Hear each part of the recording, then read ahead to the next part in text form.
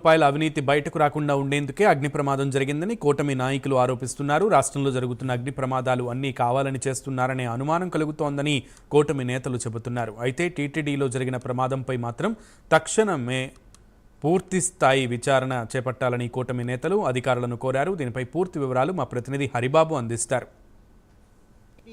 పరిపాలనా భవనంలోని ఇంజనీరింగ్ విభాగంలో నిన్న మధ్యాహ్నం 2:30 గంటలకి అగ్ని ప్రమాదం చోటు చేసుకుంటే ఆ ప్రమాద సమాచారం మాత్రం రాత్రి బయటికి రావడం అనేది పలు అనుమానాలకు తావిస్తోంది.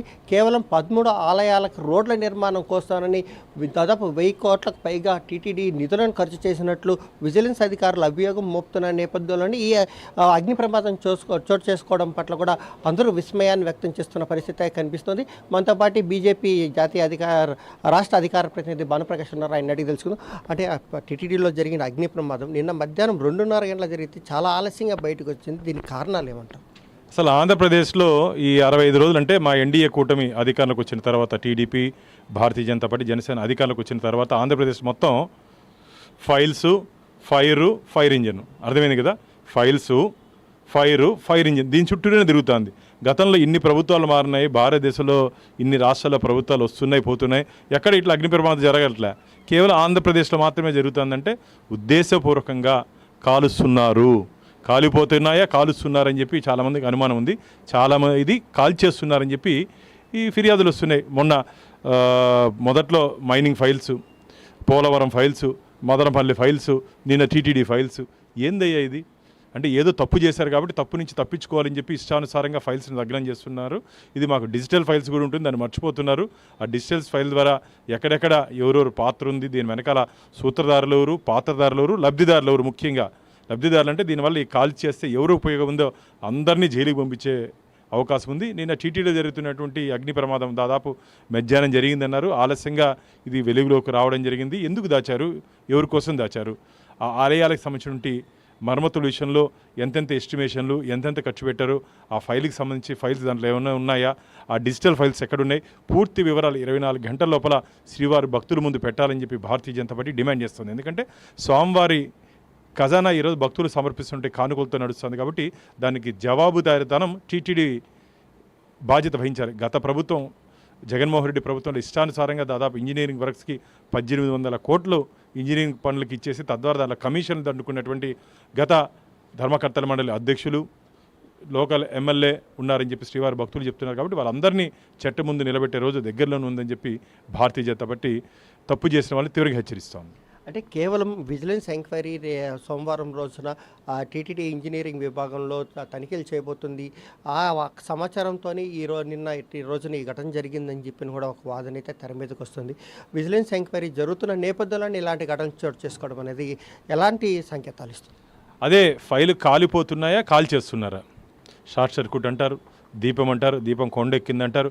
గత ఇన్ని సంవత్సరాలుగా దీపం పెడుతున్నారు భగవంతుడి దగ్గర, ఏ రోజు కాలిపోయినట్టు సందర్భాలు లేవు. నిన్ననే ఎందుకు కాలిపోయింది? కాబట్టి దీంట్లో లోతుగా విచారించిన అవసరం ఉంది. ఎందుకంటే ఉద్దేశపూర్వకంగా ఎవరినో కాపాడాలి, ఎవరినో తప్పించాలి, ఎవరినో దీని నుంచి బయటపడాలి అని చెప్పి ఒక ఉద్దేశంతో కొందరు కలిసి చేస్తున్నటువంటి గత ప్రభుత్వంలో ఉన్నటువంటి అధికార పార్టీకి సంబంధించిన వ్యక్తులు చేస్తున్నారని చెప్పి అనేక అనుమానాలు ఉన్నాయి. మేమైతే ఎవరిని వదిలే ప్రసక్తి లేదు.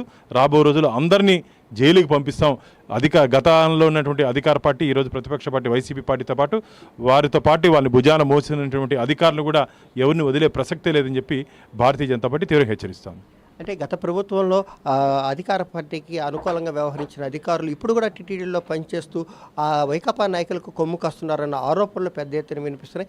ఈ నిన్న జరిగిన అగ్ని ప్రమాదానికి కారణం కూడా గతంలో పనిచేసిన ఉన్నతాధికారుల ఆదేశాల మేరకు జరిగాయి అని చెప్పిన ఆరోపణలు అయితే వస్తున్నాయి. దీన్ని ఎలా చూస్తారు?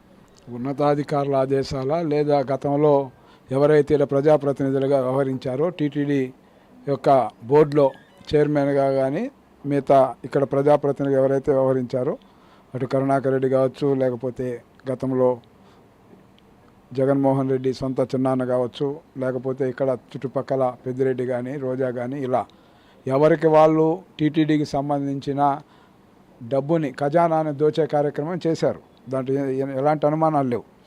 ఏదైతే ఇప్పుడు ఫైల్స్ మనం చూసాం ఎక్కడెక్కడో జరిగాయి, కానీ ఈరోజు సాక్షాత్తు శ్రీ వెంకటేశ్వర స్వామి సన్నిధిలోనే ఇలాంటి ఘటనలు జరిగాయంటే దీని ఏమనాలి? ఒకటి వెంటనే కూడా దీనిపైన ముఖ్యమంత్రి గారికి కూడా చెప్పడం జరిగింది. ముఖ్యమంత్రి గారికి కూడా సమాచారం ఇవ్వడం, దానిపైన కూడా వెంటనే కూడా ఇప్పుడు మీరు చెప్పినట్టు ఎంక్వైరీలు అన్నీ స్టార్ట్ అయ్యాయి. ఏదైతే ఈరోజు శ్రీవాణి ట్రస్ట్ పేరుతో కోట్లాది రూపాయల సొమ్ముని ఏ విధంగా దుర్వినియోగం చేశారు, అదేవిధంగా ఇక్కడ పాదిరేడు భూములకు సంబంధించి టీటీడీ ఉద్యోగస్తుల స్థలాల విషయంగా అక్కడ ఏ విధంగా అవినీతి అక్రమాలు జరిగాయి, వీటన్నిటిపైన కూడా విచారణ జరుగుతుందనే ఒక దీంతో ఈ ఫైల్స్ అన్నీ కూడా కాల్ చేశారనే అనుమానాలు స్పష్టంగా ఉన్నాయి.